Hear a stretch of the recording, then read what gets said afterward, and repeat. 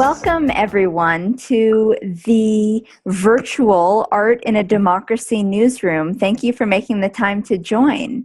I'm Jamie Haft. I'm the Assistant Director of Imagining America in Syracuse, New York, and I'm also a longtime collaborator with Roadside Theater, affiliated with Apple Shop in Whitesburg, Kentucky. Who else is here? Let's do a round of introductions. All right, so my name is Zhivko Iliev, and I'm the Web Community Coordinator at Roadside Theater. Excellent. I'm Julia Katz, and I'm the Artistic Director of a small ensemble theater called Critical Point Theater, and I've also worked a lot with Virginia Tech's Directing and Public Dialogue program. Oh, cool. Well, I'm Michael Schwartz. I'm out here in Tucson. And I run a group called Tucson Arts Brigade, and we have a busy day, a busy week, and we do community arts and cultural development arts in something called the ACES program, the Arts and Civic Engagement After School program, which meets tonight. Great. And so the purpose of these calls is to try to develop a group of us who are interested in how our content about working in art in the community can better connect to current events. So how community cultural development work can connect to what's happening in the here and now and topical news. And we're trying to build a critical discourse about it as one of the actions that came out of this national gathering at Virginia Tech in December. And so I was thinking, similar to our last exchange, maybe we could go around and hear what people are working on, hear examples of content that you've created or that you've noticed on another platform that is successfully connecting to current events. So one of my main responsibilities at Roadside is to present content in the most accessible way possible. So I have been given the responsibility to use 40 years of materials and kind of repurpose them and share them in a way that's easier to view and to share and to comment, and basically for the next generation of activists and organizers to use. So I want to show you the platforms that I use, and I'm going to share my screen right now. So I have videos, photos, and audio. Cool. So for videos, can you guys see this? Yeah. So for videos, what I did was I combined three types of videos. So we have the performances, which is Roadside's bread and butter, or basically what you would see, the actual plays that they perform throughout the years. And then we have short films and promotional videos that, for example, they have a bunch of documentaries produced by Apple Shop, a lot of interviews, and we have filmmakers coming to Apple Shop and creating videos, and we are featuring those as well. My main responsibility is just to think about how I can share this and make it easier for people to get acquainted with Roadside's work. So, for example, when somebody decides to do their thesis on Roadside or get more in-depth research, it'll be easier for them to get access to all of that material, and it's not going to be buried somewhere. What I want to bring to this conversation is kind of a discussion about content and how it can be shared so it reaches as many people as possible. One thing I've been looking at for a grant that doesn't have anything to do with arts and community, but is very relevant in a way, is the idea of building a community of practice and what that entails, both from a technological perspective and, again, from a content perspective of how you facilitate a really vibrant forum of people in a similar field, and how do you create groups and profiles and things to make like a really active community, which I think is something that I can bring into my talks with Bob, into this conversation about archiving, documentation, and communication, and to make really current.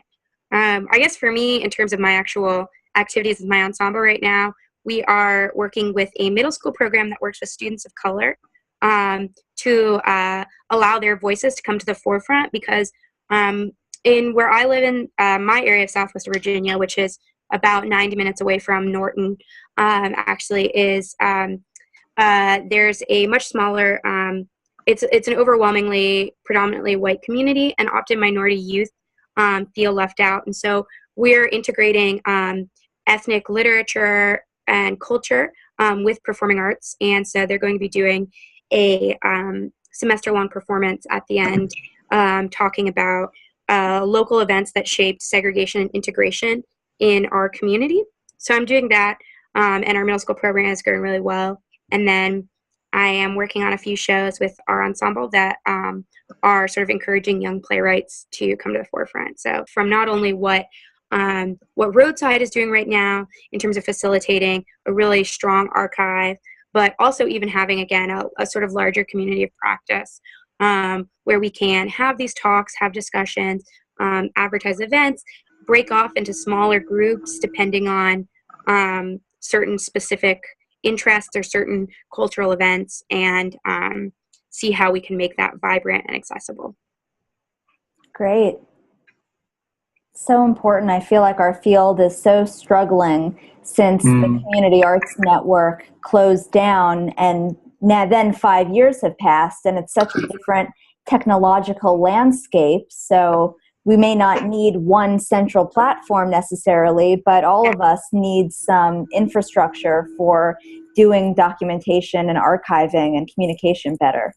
Yeah, and I've been talking also to the Virginia Tech library system about this, because I'm actually doing similar work to this again for my full-time job, which is in another field. But the Virginia Tech library system, they talked to me a lot about preservation and how to actually really preserve specific documents and things like that, and also some of the legal aspects behind it. Because I know that, for example, for a lot of the people in our field, particularly people who work in academia, they end up getting things published. And so then making something open access and keeping it in an archive, there are a lot of legal issues involved. And right now, I do think that we are lacking a larger disciplinary repository for the field, and kind of seeing how that could come together potentially would be one of the things that this grant might look at if we were to win. So I'll just start out locally. You know, I'm on the border here, and Arizona has been an interesting place the past few years, as I'm sure you guys know. And we dispatched some cultural agents to the border a couple weeks ago in getting excited about this new USDA, U.S. Department of Arts and Culture, I think it's being called. And but locally, it makes a lot of sense for us. We're working on issues of border issues. We're working on issues of the minimum wage, which we're saying should be $11 an hour. Homeless issues. I'm going to pop up some things there because I want to share them quickly with you. Then we're also doing, it's taken many years to develop a collaboration that is moving very slowly with the city of Tucson and our Tucson Police Department to reduce violence around our transit centers using the arts. It's been a really interesting series of conversations with the police department. I wear a tie for those, actually. I shave and wear a tie. I think I might get my hair cut for that too, just to kind of play the role a little bit more. But it's really interesting for them to see. And what they said to me in the last meeting was, if we're going to use the arts as a strategy to reduce violence, let's go front and center and not play any games here. So each month we do a day of art service with our community based on what our community has requested. And this is one about Safe Park. Safe Park is really the end of the Occupy movement But what happened was a friend of mine who's a vet, he was a combat vet in Iraq, came back and said, he tried to live a normal life, but he couldn't, and said, I don't understand how there can be homelessness in our community. That's not, something I can subscribe to. And he began to advocate for homeless issues and over the past year or so, and they've been living out in the street. So what's been happening is really interesting because during the day, you see that one? Mm-hmm. Mm-hmm. One day, one stop, one community, Tucson Homeless Connect. And this was the official citywide thing, and they gave out blankets and toiletries and things like this in the morning. And then at night, they came by. Can you see this one? Yep. They came by and collected it all. So it was very, very bizarre kind of situation where the city's sending dual messages. And so we decided, well, we're going to do a forum and get some people to begin talking about this subject and contextualizing it in our community. So we do a lot of community forums around the issue of homelessness, around violence, and other types of issues that the community deems important. We really take our lead from the community. And it was interesting because, again, the way that the system responded was to do their own work of public art. Look how carefully they do this. Can you see it? Yeah. The orange tape and the cones. And these are City of Tucson workers very carefully spray painting what, as far as I know, is the first black line to signify this area here is where the homeless can sleep at night. And if you pass this line, you will be arrested. And so we thought this was a really kind of interesting and well done piece of work, very carefully done. Look at the care that's put into it. At any rate, so we and there's been a lot of newspaper articles and things like this, and we've been getting our city to talk about, this work of art, a black line on red brick. And Tucson has a lot of lines, and so we talk about this idea of containers and creating these lines. So that's the Safe Park, and it's been a very, very interesting process. Our next, we're now working on community-built shelters and looking at community solutions to homelessness. We do, without going on and on, our program has really been designed by our community at large over the past 18 years and changes based on the input from neighborhood leaders and community members. Minimum wage is the next issue, and that also means, I guess, the workers at Tucson Arts Brigade will be getting a raise. We have to figure out how to pay for that. We're all paid similar way as AmeriCorps. We're all, and then we're all working artists so that we make money off our artwork, and then we also get a stipend. We get $10 an hour. Everybody in the organization gets paid the same amount. Mural preservation is an issue, but I also wanted to just inject, I don't have any slides for this, but years ago, there's a group called Alliance for Cultural Democracy, which evolved into, you mentioned the Community Arts Net that Linda and Steve did, and of course, we tried to raise, I think we were down $22,000, couldn't do it.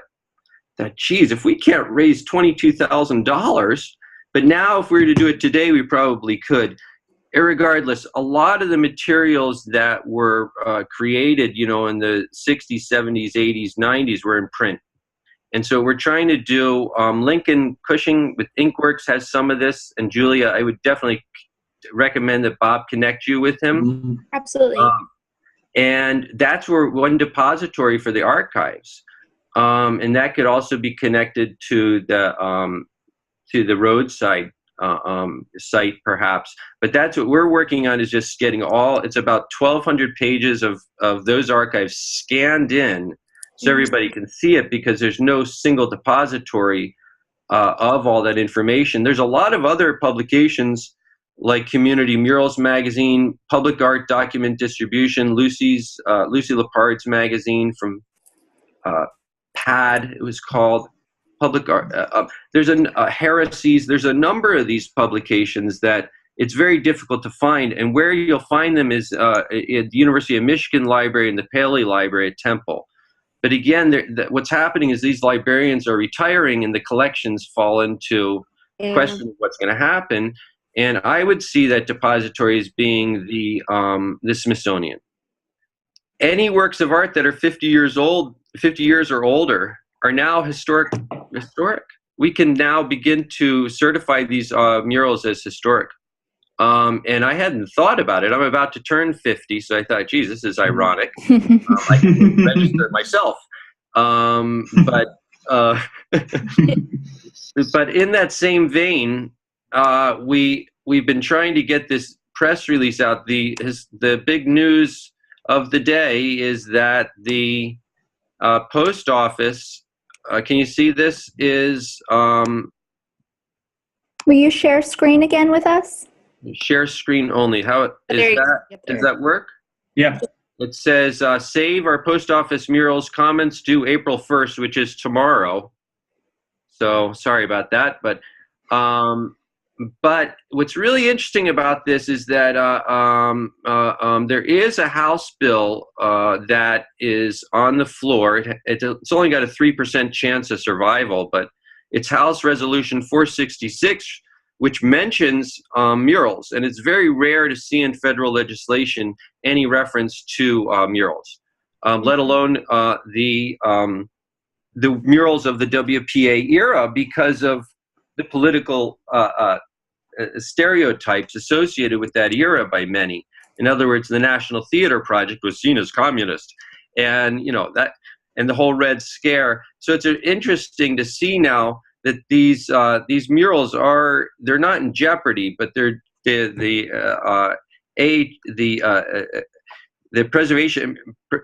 Preservation Council has created a covenants. And so what we want to see these murals preserve the full public access to all WPA murals in perpetuity, clarify that the U.S. Postal Service will protect all works in perpetuity, and assurances that the U.S. Postal Service will keep all works in the regions they were created. So what we want to see is that these WPA era murals are kept accessible to the public, even if it's 1 or 2 days a week, as all these library murals are being sold off. Our libraries are being sold off. And it's a big concern because this is our cultural legacy. So comments can be submitted tonight and tomorrow, and all the normal suspects I sent this to, and we'll see if we can generate some chatter today. And I talked to Naja at the ACHP today, and she said that they can accept comments, but of course it might not get into the report. And that report will go in front of Congress on the 17th. That report is due. So if you've got any connection to Congress members, please do ask them to co-sponsor this.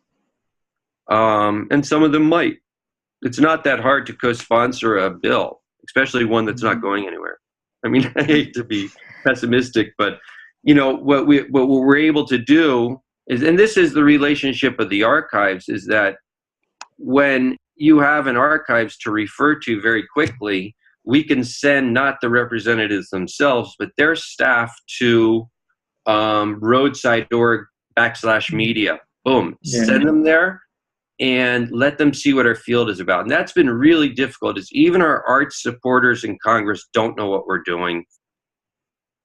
Nancy Pelosi a little bit, Tim Miller a little bit, but really there's not a deep understanding as to the critical importance of our work until and getting their time is so difficult. So this ability to archive materials and redistribute it to the field is really critical. And I know that over the past 10 years, we've lost mountains of material as people have crossed over. Okay, this is Community Built Association. Sorry about in the background. I'll try to speak up here. But Community Built Association is another one of those networks that kind of emerged around the same time as ACD post 1980 and Reagan cutting all the CETA programs. So, many people in the field, didn't have a context to work within. Certainly in the art schools in the 80s and 90s, this work was just scoffed at. And so people formed their own groups. This is a really cool group, and you'll recognize some of the names as I go through this. The more beautiful, the more artistically excellent, whatever you want to think of that as, that the work is, the more enduring or long range impact it has. So we say you got 4 kind of pillars. You have the process, you have the product, you have the policy shift or change of some sort, and then you have the sustainability, that long-term sustained outcome without diminished returns. And a lot of us believe that the way to do that is through really finely made works of art with people, and that you can teach people this. It's not that hard. Well, I'm pretty impressed with Hal Round TVs community-based live streaming effort, where they will train organizations to live stream and then archive real-time events. Cool. Is that fairly simple to put together, Jamie?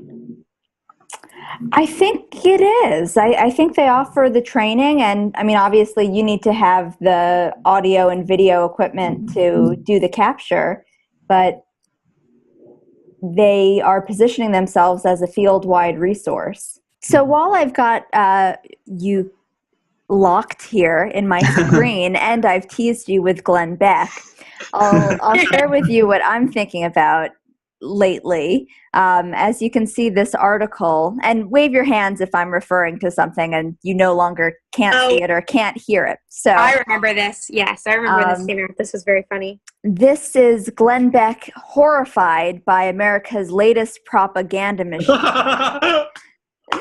And on the board, you can see Pam Korza and Randy Martin and some of Imagining America's board members.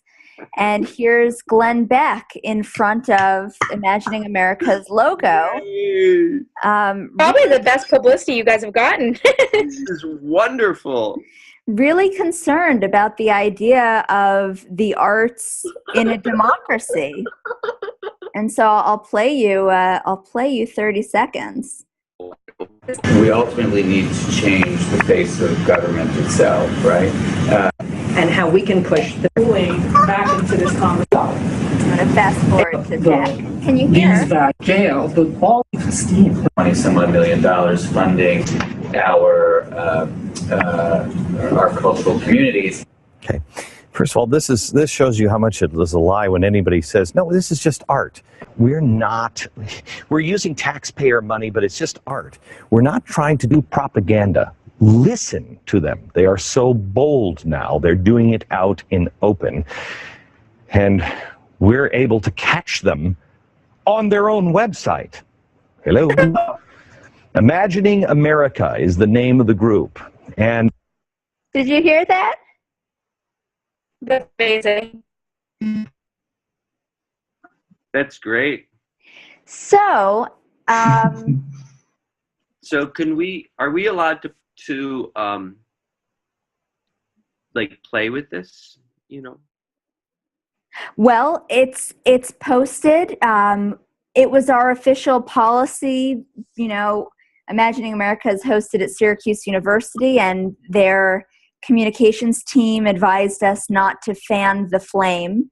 And so we haven't, but it is there if you Google Imagining America and Glenn Beck.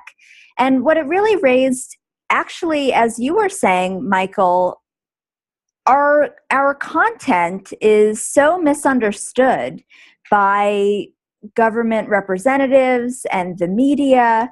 And thanks for raising the point that archives and communication strategies can really help to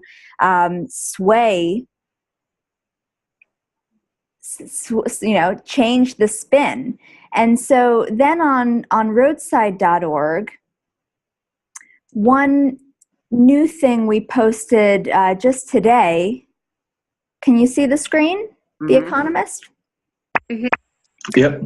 So we had Flooney Hutchinson, who is at Lafayette College, and he is a conservative philosophy economist, was just down visiting Roadside Theater in Appleshaw.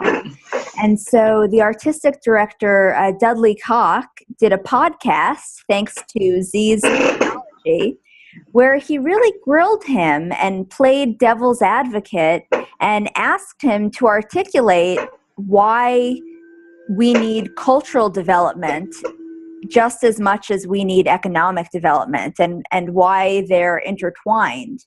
And he spun out all of these, conservative philosophies that I imagine the right wing media would really, appreciate hearing how Appleshop is practicing, what Amartya Sen is preaching. And so I'm really excited about the possibilities of positioning our work in ways that are not, that are out of the norm. I think there's a misconception about our work that it is liberal propaganda. And when we can position ourselves on the full spectrum of ideologies, it can really serve us. And and I guess where I'm left is just a question, because I'm noticing that a lot of people think our work is issue-based, and as we're talking about community cultural development as being linked to topical issues, and so, there's homeless and minimum wage and all of these issues that need advocacy for. That's one part of our work, but there's also more than just mobilizing people to be in a protest mode. I mean, community cultural development is really about developing civic identity and individual agency, and it's people not just getting mobilized to take on a leftist issue, but really to be empowered to solve their own problems. I mean, these are all values that we're all familiar with, but how can we really communicate our work in this rich way as we think about digital documentation, communication, and archiving efforts? That's really an interesting thing that you bring up, Jamie, because when I worked with John Cathbert-Ginn, who I believe presented at the last Imagining America conference about the work that he did on Building Home, which was our initiative for civic engagement that encouraged. We worked with our urban and regional planning local commission to try to see what people actually across the political spectrum really wanted out of our community for the future, so that in fact, contrary to popular belief perhaps from a more conservative spectrum, so that the government initiatives were actually sprung from citizens rather than a government body, aka the planning district, saying this is what this county needs, this is what this county needs, this is what we should focus money and resources on. And so we were in fact trying to do it from a town hall perspective, a perspective of trying to gauge people's beliefs across the spectrum. And if people's beliefs were more conservative in nature, we were happy to record them and to pass that on. But we found one thing that was really interesting during Building Home's time was that it was immediately branded as a extremely leftist issue, even though we were like, please come out with your very, whatever your beliefs are across any kind of ideology or spectrum, we want to hear it. And one of the most interesting things that we heard that we absolutely passed on to the planning district that we found really interesting was that people in our community are still very highly family oriented, and that the way that they want their communities and townships to be set up is rejecting any more adult influences. People do not want liquor stores in town. People do not want any kind of, adult bookstores or anything like that. And that was something that we were happy to, again, pass on to the planning district, and that the planning district actually did factor into their plan for our region and how to distribute resources. But we had that exact issue. It was a branding problem of, even though we were saying, come out, come to, again, this more town hall like gathering, come and tell us what you think and how you think, what are the issues in our community, we should address them. We were actually immediately called communist, and we had a huge, particularly people who identified as members of the Tea Party, a huge following mobilized against our efforts. And we found that we really wanted to engage with this group that was really, from our perspective as artists, the theater and visual and music artists that were working on this, we actually really wanted to engage with this group that was very against us.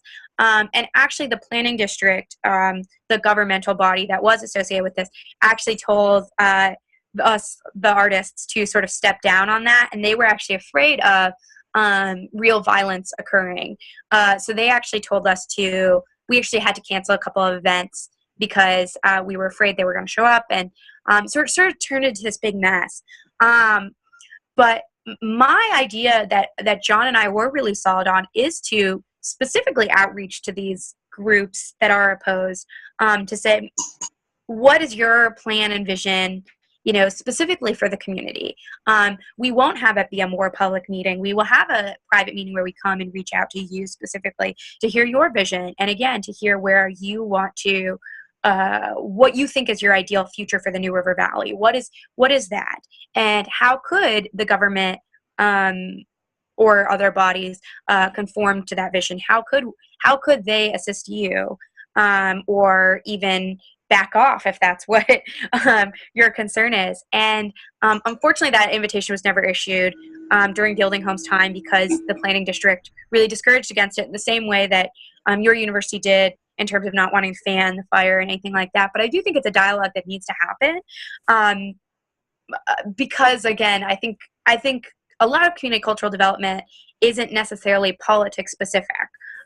Some of it's definitely oriented towards a progressive social justice mission, but some of it is just encouraging civic participation. And I think we really need to get these people in the room.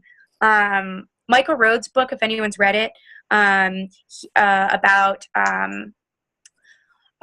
he breaks down in his book, I'm trying to remember the title specifically, but he breaks down some theater of the oppressed methods in it, from his perspective and how he used it. He talks about when he was able to get a sort of dissenter in the room in an active role play with other people in the room, and he was immediately shutting down the conversation, and he was immediately trying to dismiss it. But then once he was in that active role play, he couldn't ignore the other people's voices in the room, and he had to actually learn to respond. And they found that by the end of it, he was able to articulate his own vision and his own values greater, and came out of the conversation being able to say, actually, I know what I believe, and I can fight it more accurately.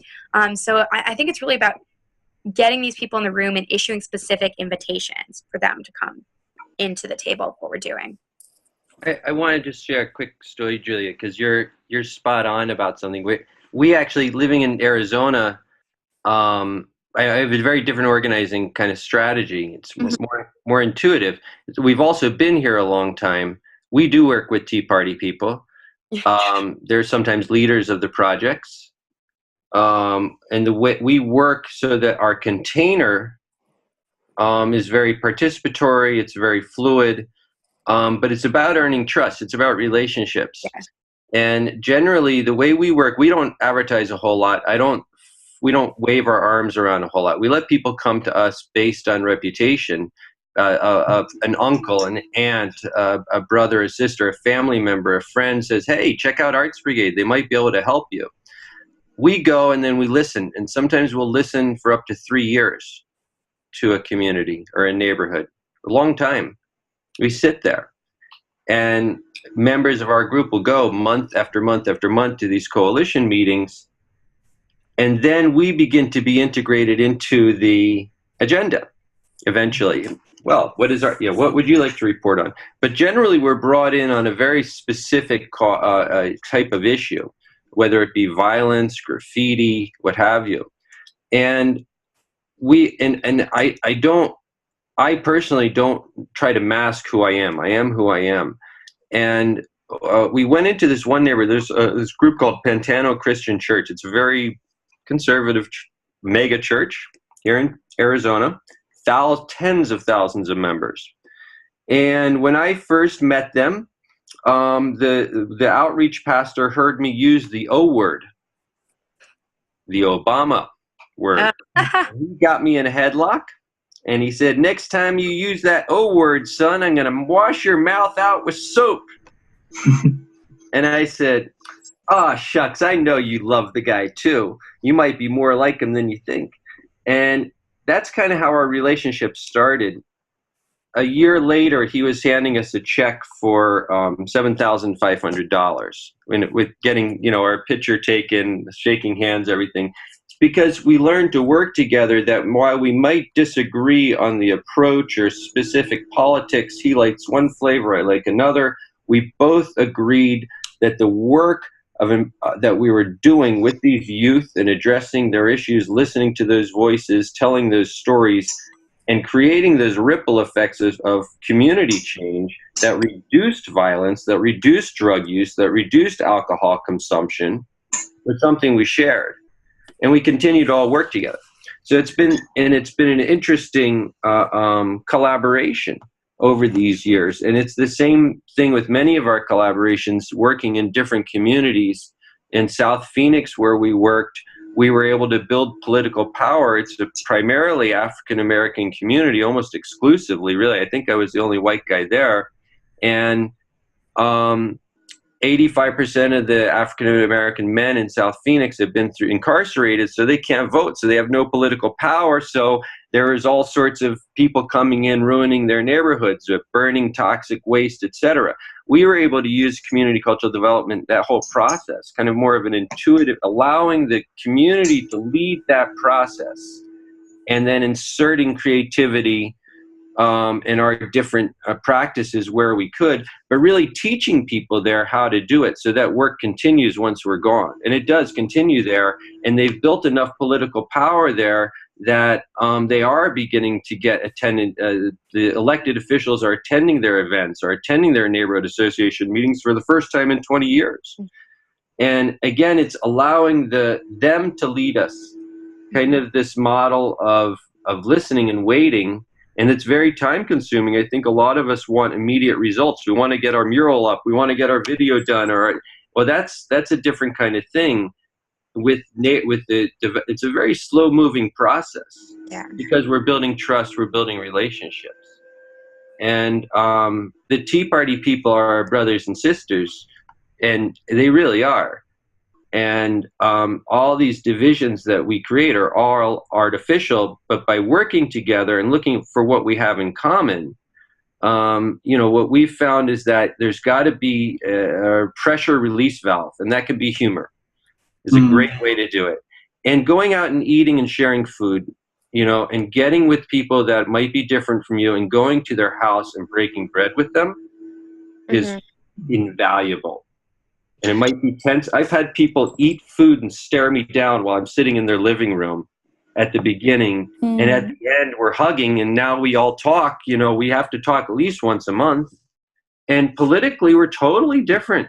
We vote for different people, but there's the humanity that bonds us together. So, absolutely.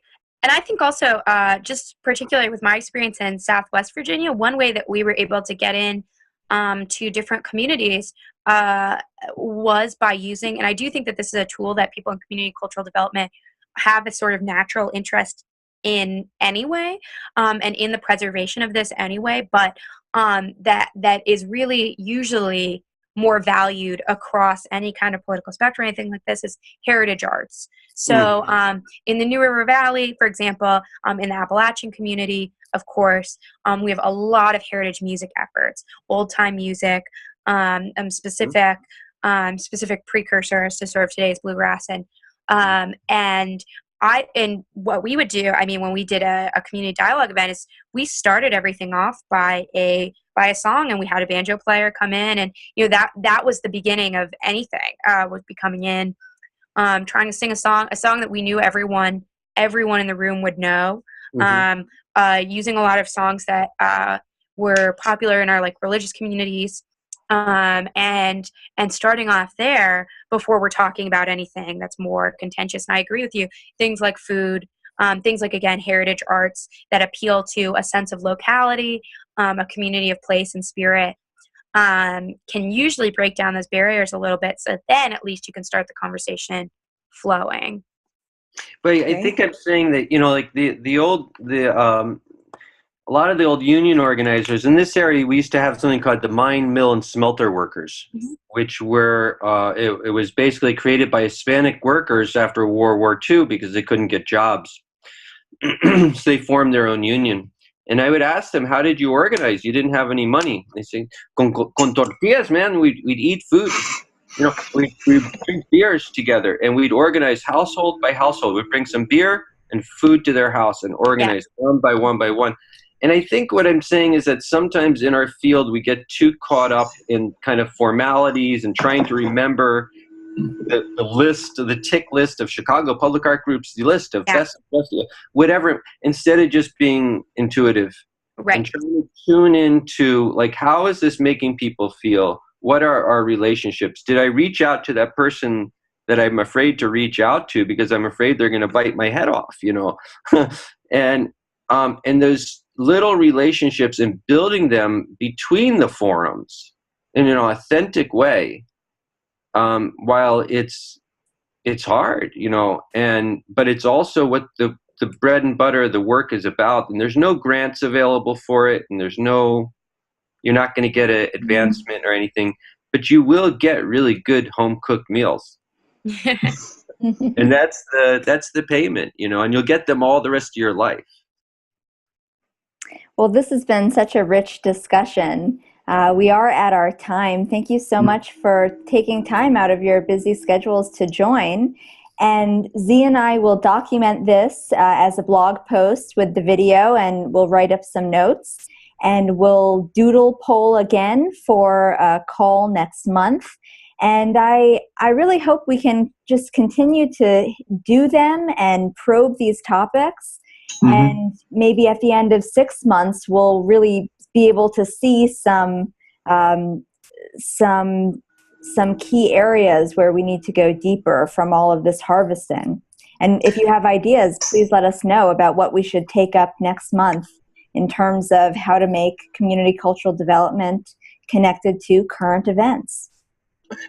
Just one little question for Mike and Julia. How can people keep up with your work? For me, for my ensemble, our website, criticalpointtheater.com. We also have Facebook. And then as it gets closer to the time, I will be trying to get more in terms of the video and live streaming presence. I really want to live stream our middle school performance for our students of there, and trying to see where that goes. But right now, mostly through social media and the webpage. And ours is TucsonArtsBrigade.org. We also have Facebook. And like Julia said, we're also, some of the kids know a lot more about this technology than I do. And we have an event coming up, G26, they're calling it. And I'm hoping they can live stream from that. But that's, that issue of how to keep connected to current events, and and then the other thing I'll be working on are some of these other issues and hopefully report back. But the best way to get in touch with us is to come out to Tucson and to stay here and hang out with us. No, but TucsonArtsBrigade.org, and then the Facebook. And thanks so much for these other suggestions of Hal Round. Maybe we'll follow up on that. That might be another thing. That's what I'm interested in following up on. I think it's really important. And the Smithsonian. Yeah. Yeah, and then my I don't know, but my email is artsbrigademap@gmail.com. So, or Michael@TucsonArtsBrigade.org. That's the easier one to remember. Cool. Awesome. Thank you so much. Thanks so much. Thank you all. Bye. Bye. Bye. Bye-bye.